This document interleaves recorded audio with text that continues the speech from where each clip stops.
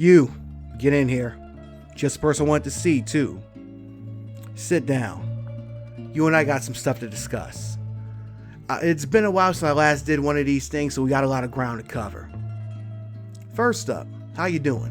You doing okay? Of course you are. You're above ground, you're still breathing, and best of all, you're tapped in with the gaming mobster, Screwface Capone, because he got another video just for you. How lucky are you, kid, right?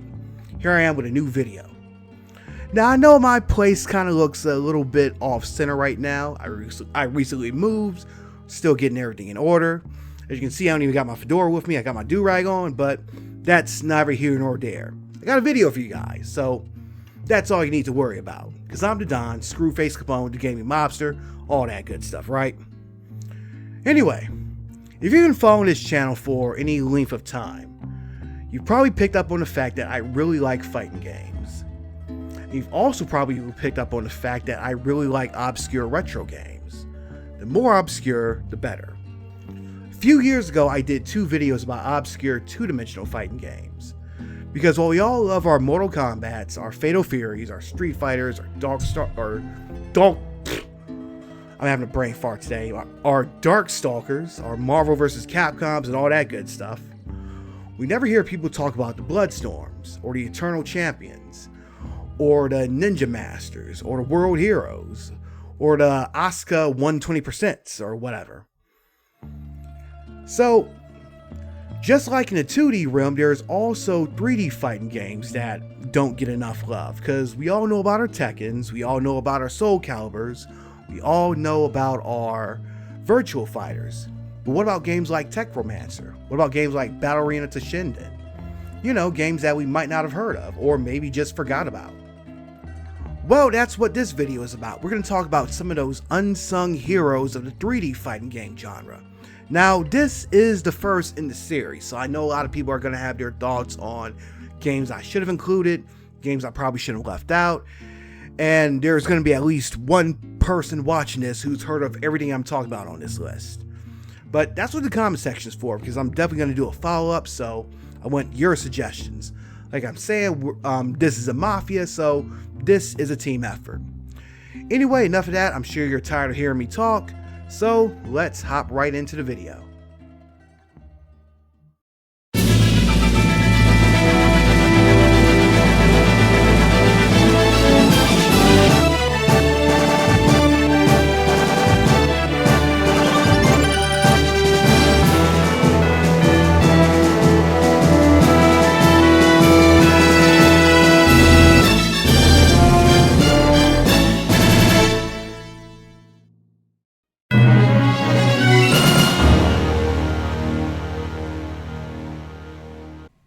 So when I announced that I was going to do a video about underrated 3D fighting games, naturally a lot of people requested Bloody Roar, and for good reason. The game, or at least its first few entries, was a solid fighter with an interesting hook. All the fighters can transform into a human-animal hybrid. The storyline goes deeper than your average fighting game fare by telling the story of a race of subhumans known as Zoanthropes. The game would see 2 installments on the original PlayStation, with a 3rd hitting the PlayStation 2. The series would come to GameCube as Bloody Roar Primal Fury, and the Xbox as Bloody Roar Extreme.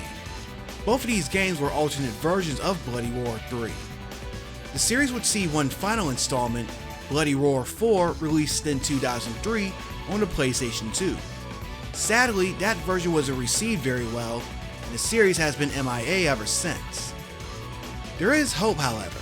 Konami still holds the rights to the series, and lately they've been reviving a lot of their older franchises. Or at the least, they've been figuring out how they can make money off of them. Maybe we can get a new Bloody Roar game.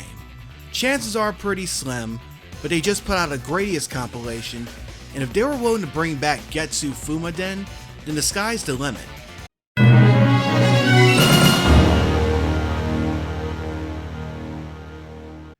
After leaving behind the Super Nintendo, Squaresoft was cooking. I don't mean Square Enix because this was before the merger. When they first started putting out content for PlayStation 1 and PlayStation 2, they were putting out shoot 'em ups, beat 'em ups, survival horror games, and of course fighting games. The way Square switched up during the late 90s and early 2000s was a whole vibe. Matter of fact, I think I might even do a video about it because the way they experimented with new genres and new concepts has got to be studied. But enough about that. You likely know about Tobal No. 1 because when it came out in America, it was packaged with a demo for Final Fantasy VII. What's really crazy is that Tobal wasn't even the only PlayStation 1 fighting game that Square put out. Tobal No. 1 was developed by Dream Factory, which is a name you're going to be hearing a few times throughout this video. Dream Factory is a company that's headed by Seiichi Ishii, who previously worked on Virtua Fighter, along with the first two Tekken games.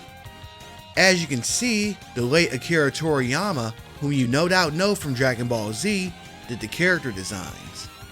Along with the usual versus, tournament, and practice modes, the game also features a quest mode where players explore a 3D dungeon. The game includes several unique characters, including the lovely and thick Mary.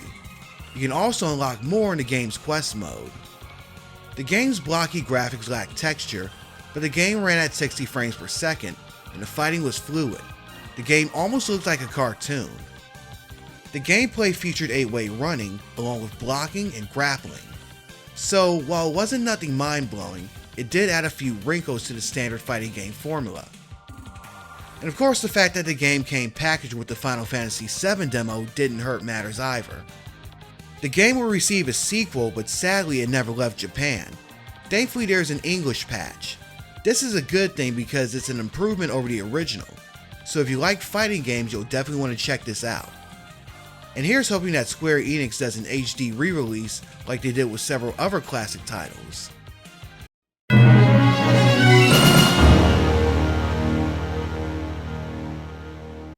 So a lot of you younger heads might just now be hearing about Battle Arena Toshinden.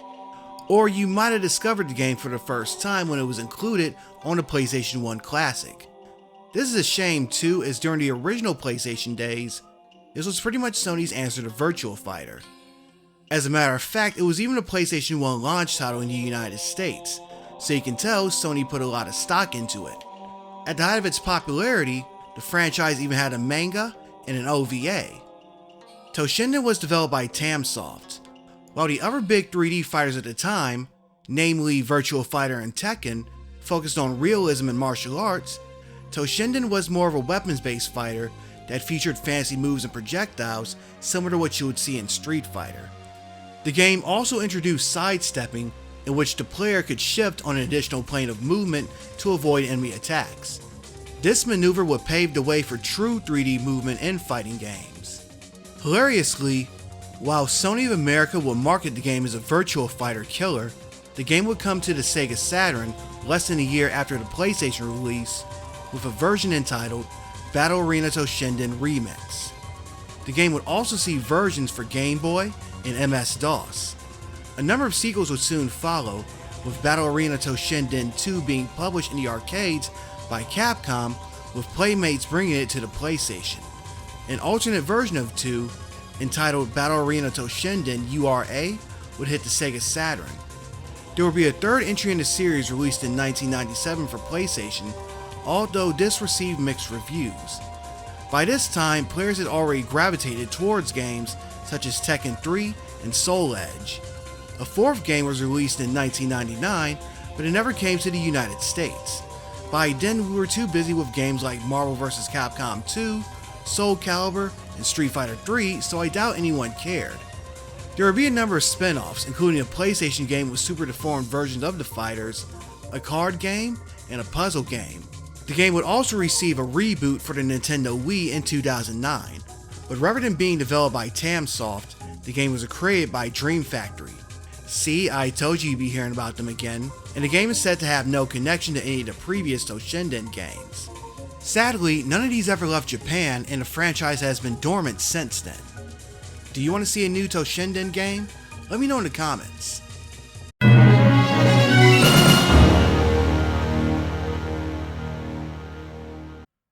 Garouden Breakblow, Fist or Twist was recommended to me by Rosebud2133, who pulled up to the comment section of my original video about underrated 2D fighting games. This game is based on the manga Garouden, which I know nothing about. Hell, I don't even know if I pronounced it correctly.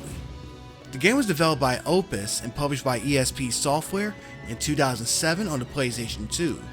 Unfortunately, it never left Japan. This game is different from most other 3D fighters. The character style looks odd, it almost gives me Baki the Grappler vibes. The UI is different too. Rather than having two separate life bars for each fighter, you and your opponent share a bar, and it's a tug of war between you and your opponent. The battle system features limb damage, and this factors into the gameplay throughout the match also. There is a heavy emphasis on real-world fighting styles, and everything looks brutal. The fighters bleed everywhere, and the hits feel like they hurt. Everything's in Japanese, so I couldn't get too deep into the game when I went to grab my game footage, but no doubt I'll look up a guide or something so I can learn more about it. Fist or Twist looks like this weird fusion of manga and mixed martial arts, and I'm here for it. It's a shame this never came to the US because just looking at it, I can tell fighting game fans would love it. Hopefully maybe the developer or whoever holds the rights to the game would consider giving us a remaster. As of now, it looks like you'll have to get your Jack Sparrow on if you want to check it out.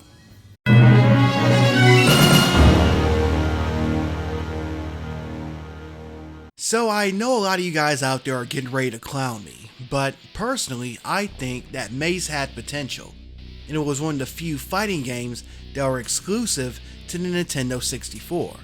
Yes, I know it came to the arcades first, but when I say exclusive, I mean a console release. To me, Mace kind of felt like a darker version of Soul Edge. It was a weapons-based fighter in a fantasy setting. You have your choice of one of several fighters.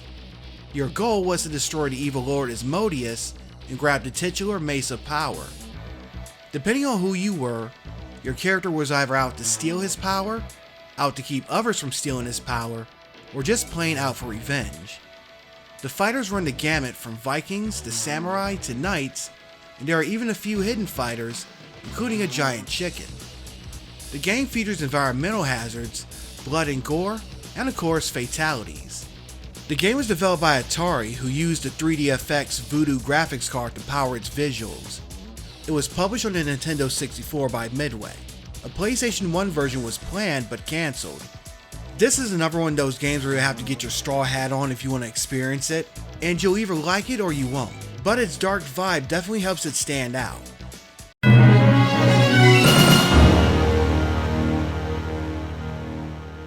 Psychic Force 2012, developed by Taito, is a sequel to the original Psychic Force. This is another game that a lot of you guys are going to be divided on, but I got a special fondness for it.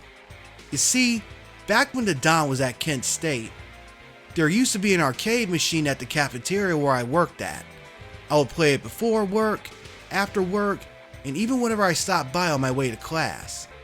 What was unique about this game was that the fighting took place in a cube that floated in the sky, so movement was both horizontal and vertical. Players had 3 buttons: a weak attack, a strong attack, and a block button. Depending on your distance from the opponent, the weak and strong attacks would do different things.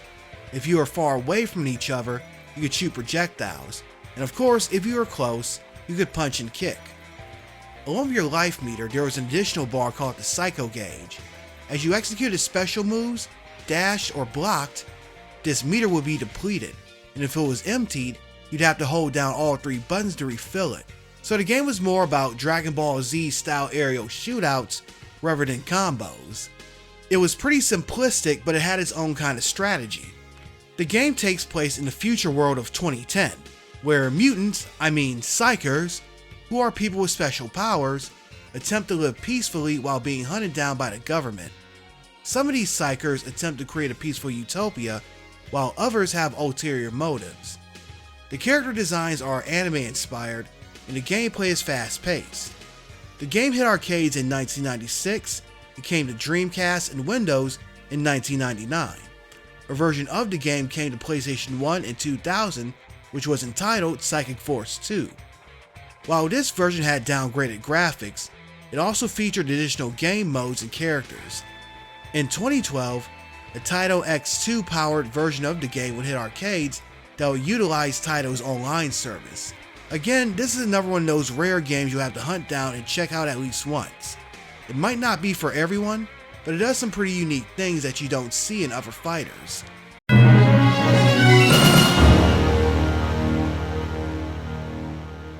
So, back when I did the underrated 2D fighting games list, someone recommended that I put this game in the 3D list. I had to debate myself on if I should actually feature it. I mean, look at the name. Street Fighter isn't exactly something that you'd associate with something being underrated. But now that I think about it, I feel like this is one of the more obscure games in the Street Fighter franchise, and it kind of fell by the wayside compared to the other games in the series. Also, it wasn't developed by Capcom, it was developed by Ehrgeiz, a company formed by former Capcom developers. Street Fighter EX took the franchise 3D well over a decade before Street Fighter 4, and it did a pretty good job of it. The game contains a mix of classic Street Fighter characters along with new characters that were created by Ehrgeiz that they apparently own the rights to. These characters have some unique designs, even if some of their movesets seem a bit familiar. Pelham's moveset reminds me of Cammy, Crackerjack reminds me of Balrog with a baseball bat, and there are a few too many Shoto clones with Alan and Kairi.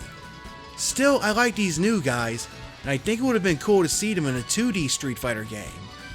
The classic Street Fighter movesets translate to 3D quite well, and compared to SNK and Midway's attempts at going 3D at the time, it was definitely one of the better games to make the transition. The game originally hit arcades in 1996, with a Plus version coming to the arcades in early 1997. This version added some new characters. EX Plus Alpha, the PlayStation 1 version, would come out later that year, which added even more new characters, a rearranged soundtrack, 3D rendered endings, and new game modes, such as a 3D version of the barrel-breaking minigame from Street Fighter 2, along with a mission mode that drills you through each character's moveset. This is definitely the version you'll want to play. The game would spawn 2 sequels, with the third game launching after the release of the PlayStation 2. In my opinion, the first game in the EX series is the best. Speaking of Ehrgeiz,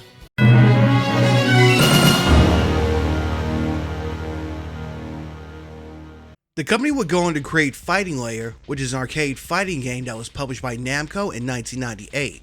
Sadly, the game never came to home consoles, and it never left Japan either. This is a shame too because the game is really good. Its cast features 2 characters from Street Fighter EX, along with a series of all new fighters. It runs off the Namco System 12 arcade hardware, which is the same gear that powers games like Tekken and Soul Edge. Its normal single player arcade mode features some quirks. You got multiple pathways through the game, and you got this mid-boss battle that has you fighting against the shark. And there's also this final boss who's this weird contortionist Shang Tsung type character who can switch places with your fighter while you're attacking them. Other than that, there's not much that really makes the game stand out. It's just a good fighting game with good controls, cool moves, good graphics, good music, and some unique character design. Back then, that's all a fighting game really needed. Again, it kinda sucks that the game never saw a home release, because it would have did a great job standing up against other 32-bit era fighting games. The game will receive a kinda, sorta sequel in 2018 called Fighting EX Layer on PlayStation 4, Switch, mobile, and PC, which contains a cast made of Ehrgeiz's characters from the Street Fighter EX games. Oh, and it also has Terry Bogard too. This one's pretty good too, so if you catch it on sale, check it out. As for Fighting Layer, I kinda hope that Namco would consider making some kind of home remaster or something like that, because I'm pretty sure more fighting game fans will love to check this one out.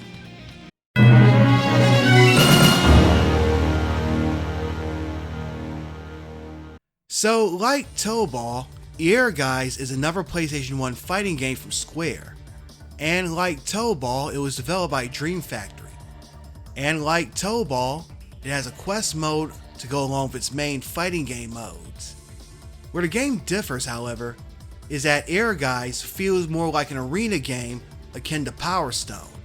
Matches take place in a full 3D arena with elevation changes, obstacles, and objects that can be used as weapons. The game system is simplified too. You have a high and low attack button, a guard button, and a special attack button.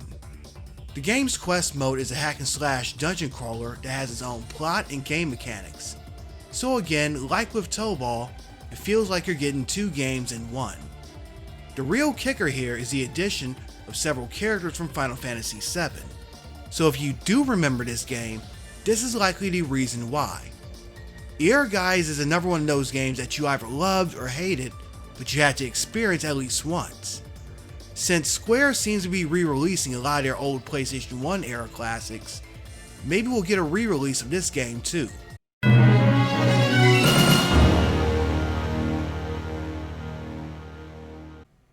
Capcom's Tech Romancer is one of the most unique fighting games that you'll ever play. It's even different from other fighting games that were made by Capcom. The game was originally released in the arcades, then ported to Dreamcast. If you're a fan of mech anime, you'll want to check this out. The game's cast consists of mech units that are inspired by anime such as Gundam, Mazinger Z, and Macross. During the gameplay, you'll notice that the life bars are on the sides of the screen rather than at the top, and instead of measuring your remaining health, they increase as you take damage. There's also a block button along with a jump button, and you can gain special items throughout the match. The single player content, at least on Dreamcast, is on another level. Each character's story is self-contained, and it's presented as their own personal anime. The story mode even has branching paths for each character, and this was unheard of in fighting games at the time. You could also unlock virtual memory unit minigames where you can earn points to unlock stuff. Again, if you like mecha or tokusatsu anime, you'll want to hunt this one down. And here's hoping that Capcom includes this if they decide to put out Capcom Fighting Collection Volume 3.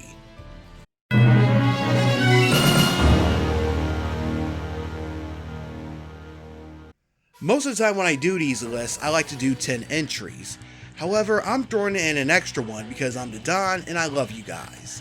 Anyway, most of y'all watching this video know Dynasty Warriors as that series that lets you take control of a Chinese historical figure and catch thousands of bodies with weapons ranging from everything from swords and axes to fans and even flutes.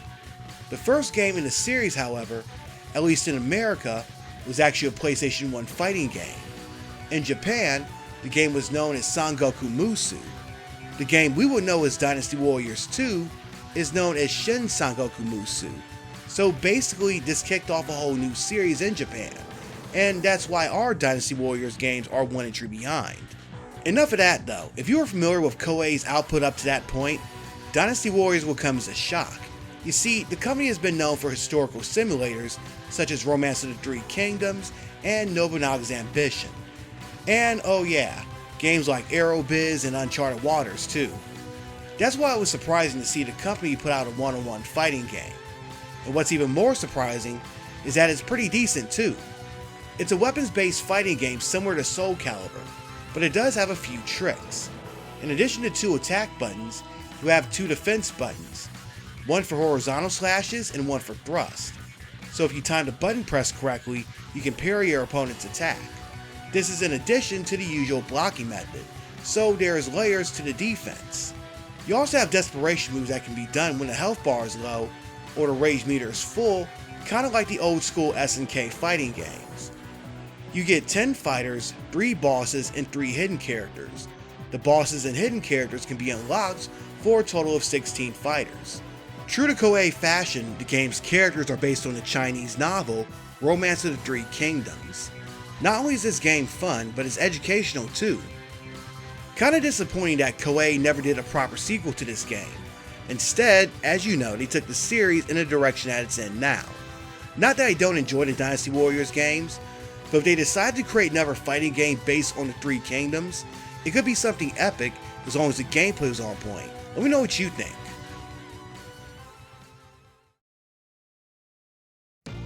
Those were old school games, but if you want to save on today's biggest hits, the Don's got your connect right here. Slide on over to Fanatical, where you can save on dozens of great titles. This includes current releases like Metal Gear Solid Delta, Chronos: The New Dawn, and Space Marine 2, all of which you can snag for up to 25% off. If fighting games are what you're looking for, you can save 18% off Capcom Fighting Collection 2, Street Fighter 6, and the Marvel vs. Capcom Fighting Collection. Speaking of Capcom, there's a Build Your Own Capcom All-Stars bundle where you can choose from titles such as Resident Evil Village, The great Ace Attorney Chronicles, Devil May Cry 5, and a Capcom Beat 'em Up bundle for as little as $6.25 per title. The more you add to your cart, the more you can save.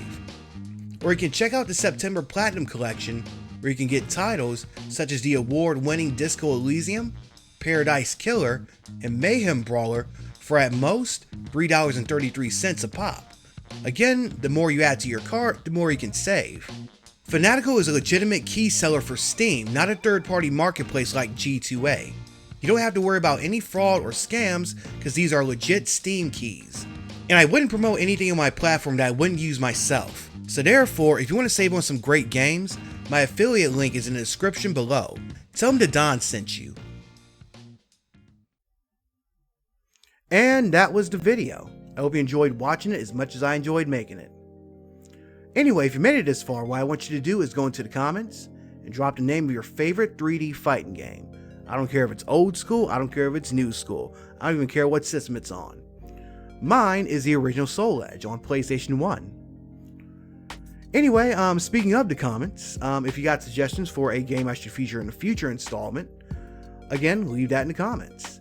And if you just want to talk about how much you liked or hated this video, again, that's what the comments for. And while you're at it, make sure you like, share, or dislike if need be. All engagement's good engagement. So anyway, if you're a long-time subscriber, whether you've been here since day 1 or day 1000, or maybe you just subscribed yesterday, I thank you for it. And to those new to the channel, I like to cover indie games, I like to cover retro games, I like to do hardware unboxings, I do live streams every Sunday, I like to do documentaries, I like to do trailer reactions, I do reviews, I do previews, I even do lists just like the one you just went through. So if you want to join the Mafia, or at the very least you're sick and tired of Call of Duty, Fortnite, and 2K videos, hit that big red subscribe button and I'll make you a made man. If you want to do me one better, then click that bell icon, that way your notifications will be turned on, and whenever I drop new content, you will be the first to know about it. And I got tons of stuff on the way. In the meantime, I got tons of great videos already on this channel, and a few of them just popped up on your screen. So check those out. And until next time, have a great rest of your week. And I'm outie, 51,000 G, kinfolk.